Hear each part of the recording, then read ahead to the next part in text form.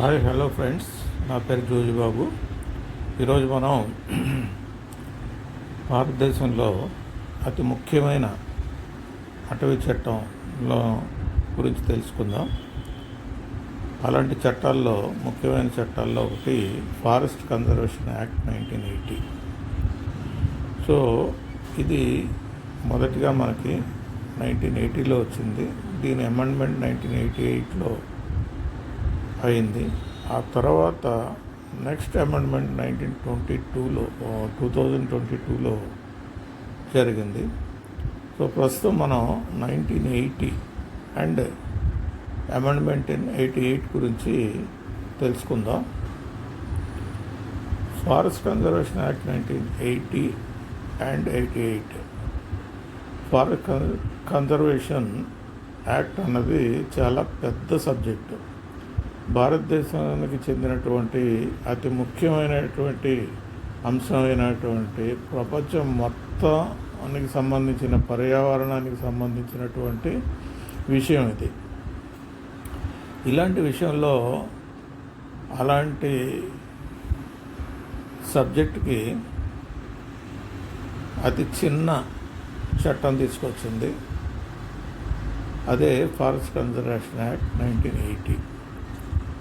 స్వతంత్రం వచ్చిన చాలా సంవత్సరాల తర్వాత ప్రభుత్వానికి అటవీ సంరక్షణ గురించి గుర్తొచ్చింది. అందుకే ఏదో ఒక చట్టం అంటూ చేయాలి కాబట్టి 1980లో అతి చిన్న చట్టం చేసింది. దానిలో 5 సెక్షన్స్ ఉన్నాయి. అందులో 2 సెక్షన్స్ ఎలాగో పనికిరావు. ఎందుకంటే మొదటిది వచ్చేసి టైటిల్, ఆఖరిది వచ్చేసి రిపీల్. ఇక మధ్యలో ఉన్నటువంటి 3 సెక్షన్లే ఉన్నాయి. ఆ 3 సెక్షన్లలో సెక్షన్ 2 ఏం చెప్తుందంటే, సెక్షన్ 2లో రెస్ట్రిక్షన్స్ గురించి చెప్తుంది. అంటే ఏం చేయాలి, ఏం చేయకూడదు అనే అంశాలనే ఈ సెక్షన్లో తెలియజేస్తుంది. అలాగే ఇక సెక్షన్ 3లో ఏం చెప్తుందంటే, అడ్వైజరీ కమిటీ ఫార్మేషను, దాని యొక్క విధులు, వాటి గురించి చెప్తుంది. ముఖ్యంగా సెక్షన్ 2లో సెక్షన్ 3A ఏం చెప్తుందంటే, సెక్షన్ 2లో నిబంధనలు, సెక్షన్ 2 సబ్సెక్షన్ 1లో ఏదైనా అడవిని కానీ లేదా దానిలోని కొంత భాగాన్ని కానీ రిజర్వ్ హోదా నుంచి తొలగించరాదని చెప్తుంది. మంచిదే. అలాగే సెక్షన్ 2 సబ్సెక్షన్ రోమన్ 2లో ఏదైనా రిజర్వ్ అడవి భూమిని అటవీయేతర పనులకు ఉపయోగించరాదని చెప్తుంది. ఇది మరీ మంచిది. అయితే సెక్షన్ 2 సబ్సెక్షన్ 3లో గవర్నమెంట్ కంట్రోల్లో లేని ఏదైనా అటవీ భూమిని కానీ దానిలోని కొంత భూమిని కానీ ఎవరైనా ప్రైవేటు వ్యక్తులకు కానీ కంపెనీలకు కానీ కార్పొరేషన్లకు కానీ ఏజెన్సీలకు కానీ లీజుకి ఇవ్వరాదు. ఇది ఇంకా మంచిది. ఇకపోతే సెక్షన్ 2 సబ్ క్లాస్ 4లో ఏం చెప్తుందంటే, ఏదైనా అటవీ భూమిలో రీఫారెస్టేషన్ నిమిత్తం ల్యాండ్ క్లియరెన్స్ చేసి ప్లాంటేషన్స్ పెంచడం కానీ మొదలైన పనులు చేయటం కానీ అలాంటివి చేయవచ్చును. ఈ నిబంధన అతిక్రమిస్తే మ్యాక్సిమం 15 రోజుల పాటు సాధారణ జైలు శిక్ష విధించవచ్చు. 3Bలో ఏం చెప్తుంది అంటే, అదే నేరాన్ని ఎవరైనా సంస్థలు కానీ డిపార్ట్మెంట్ కానీ చేస్తే ఆ డిపార్ట్మెంట్ హెడ్ పైన తగు చర్యలు తీసుకోమన్నది, కానీ ఏం చర్యలో తెలియలేదు. ఇకపోతే సెక్షన్ 4 విషయానికి వస్తే,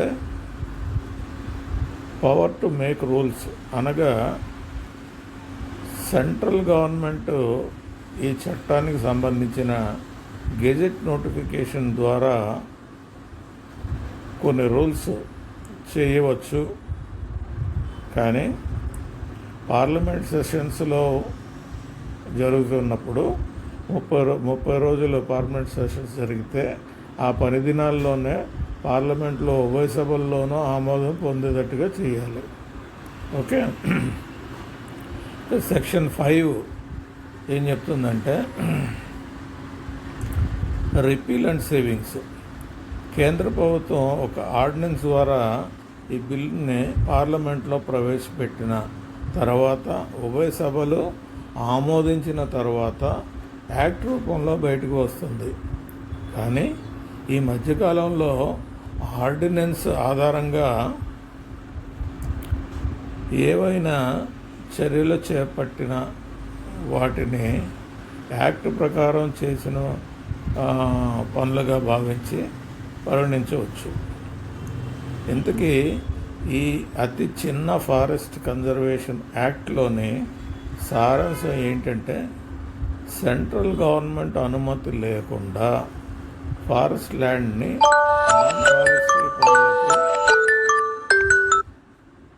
నాన్ ఫారెస్ట్రీ పనులకు ఉపయోగించరాదు. సెంట్రల్ గవర్నమెంట్ అనుమతి లేకుండా ఫారెస్ట్ ల్యాండ్ని నాన్ ఫారెస్ట్రీ పనులకు ఉపయోగించారు. ఈ నాన్ ఫారెస్ట్రీ పనులు అంటే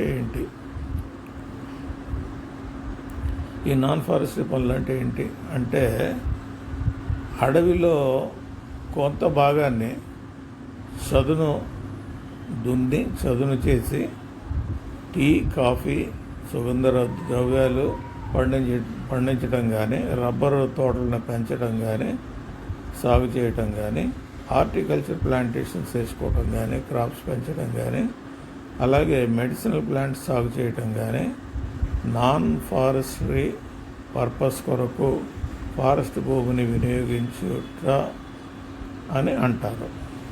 దీన్ని నాన్ ఫారెస్టరీ యాక్టివిటీస్ అంటారు. అయితే ఫారెస్టరీ యాక్టివిటీస్ అంటే ఏంటి?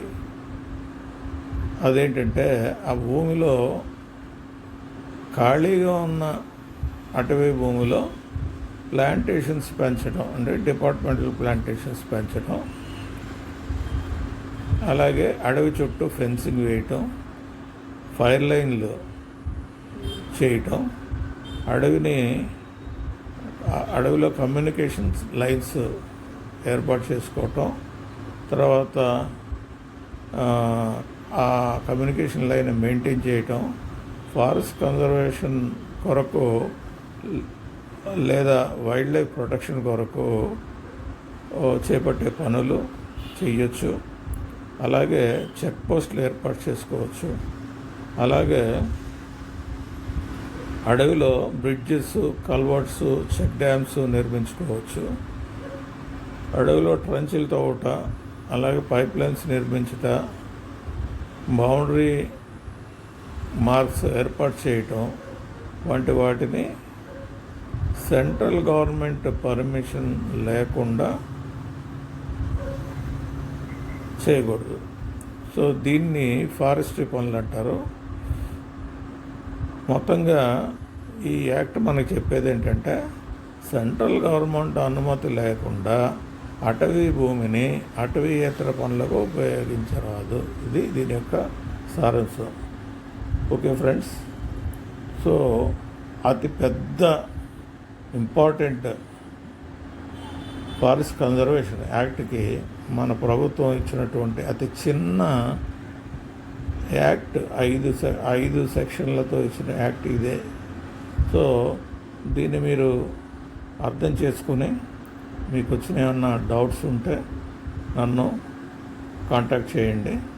మనం దీని గురించి ఫర్దర్గా మాట్లాడుకుందాం. రేపు మనం దీనిలోని అమెండ్మెంట్స్ బిల్లు ఒకటి వచ్చింది 2022లో. ఆ బిల్లు గురించి మనం మాట్లాడుకుందాం. Okay friends, thank you for listening to me. Thank you very much.